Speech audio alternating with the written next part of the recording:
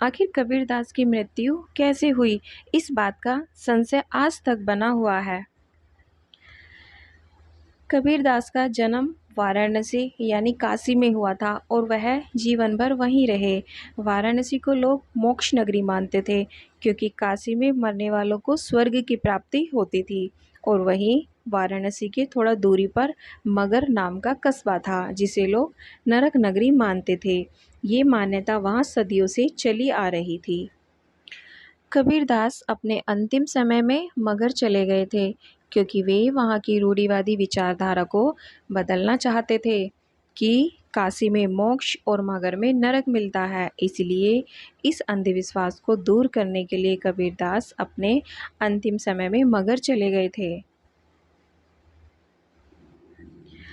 कबीर अपने भगवान को राम कहकर बुलाते थे।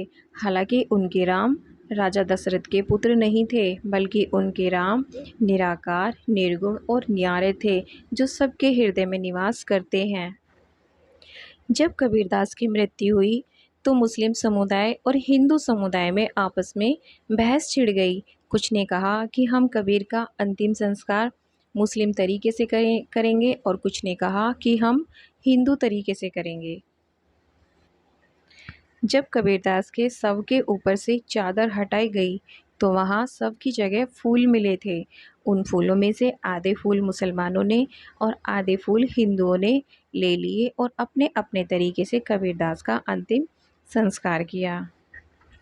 इस प्रकार कबीर को मगर में मोक्ष की प्राप्ति हुई और लोगों की धारणा गलत साबित हुई।